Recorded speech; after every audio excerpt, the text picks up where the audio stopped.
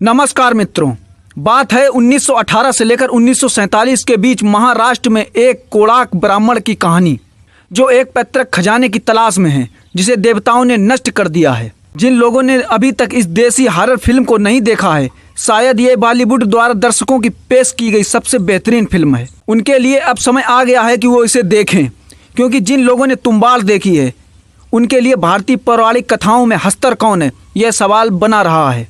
और जैसा कि हम फिल्म में गिरे हुए दिव्य प्राणी की उत्पत्ति पर कुछ प्रकाश डालने का प्रयास करते हैं, तो हो सकता है आप लोगों को कुछ कहानी झूठी लग सकती है और कुछ काल्पनिक या कुछ सच भी लग सकता है। अब सवाल आता है कि हस्तर कौन है और हस्तर एक देवता से दानव कैसे बना। यह वही सवाल है जो उन सभी के भीतर शून्य की तलाश करता है। लेकिन हस्तर कौन था और उसकी किंवदंती सच क्या है, यह समझने के लिए भारत की पौराणिक कथाओं में हस्तर का क्या स्थान रहा है, पहले हमें यह समझना होगा।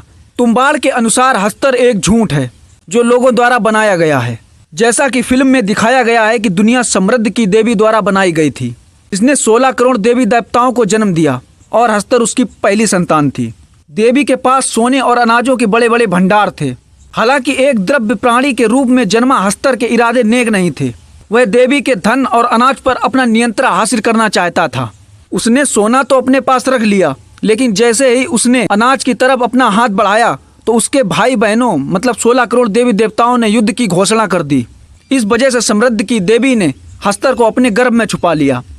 लेकिन देवताओं ने उसे छोड़ने के लिए एक शर्त रखी कि इसकी कभी पृथ्वी पर कोई भी इंसान कभी पूजा नहीं करेगा। इसी के पश्चात वास्तव में उसका नाम पौराणिक कथाओं और ग्रंथों से हटा दिया गया अनंत काल के लिए। लेकिन पृथ्वी पर कैद होने के कई युगों बाद भी राक्षस देवता की पूजा नहीं की जा रही थी। लेकिन महाराष्ट्र के तुम्बाड़ गांव में ब्राह्मणों ने एक परिवार ने उसको याद किया और उसे फिर से जीवित कर दिया। परिवार ने देवता के इच्छा के विरुद्ध कार्य किया, जिसकी वजह से देवताओं का क्रोध उन परिवार के ऊपर टूट पड़ा। लेकिन देखा जाए तो तुम्बाड़ में हस्तर को हिंदू देवी देवताओं के रूप में देखा गया है, लेकिन भारतीय पौराणिक कथाओं में हस्तर का कोई उल्लेख नहीं है। यह तथ्य फिल्म की कहानी से अच्छी तरह फिट बैठता है, क्योंकि हस्तर के जीवन को परखने के लिए देवताओं की शर्तों के अनुसार हस्तर का सारा उल्लेख या कहें तो उसका अस्तित्व ही मिटा दिया गया था। लेकिन कुछ लोगों के जहन में एक सवाल ये भी आता है कि तुम्बाड़ नामक जगह कहीं मौजूद भी है या नहीं। तो इसका जवाब है हाँ, तुम्बाड़ मौजूद है, लेकिन ऐसा नहीं जैसा फिल्म में दिखाया गया है। लेकिन यह निश्चित रूप से महाराष्ट्र के कोड़ाक डिवीजन में रत्नागिरी के खेड़े जिले में अपनी उपस्थिति दर्ज कराता है।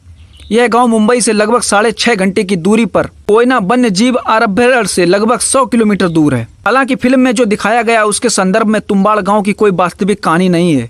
और दिलचस्प बात यह है कि फिल्म और तुम्बाड़ गांव पर आधारित किताब के बीच एक बात समान है कि दोनों ही परिवार की कई पीढ़ियों से यात्रा का अनुसरण करती है। वैसे इस पूरी फिल्म को शूट करने के दौरान काफी दिक्कतों का सामना भी करना पड़ा था, इसलिए यह फिल्म पूरे 6 साल में फिल्माई गई थी। और फिल्म को बनाने में 6 साल से समय इसलिए ज्यादा लगा क्योंकि फिल्म में दर्शाए गए ज्यादातर सीन्स बारिश में ही फिल्माए गए हैं।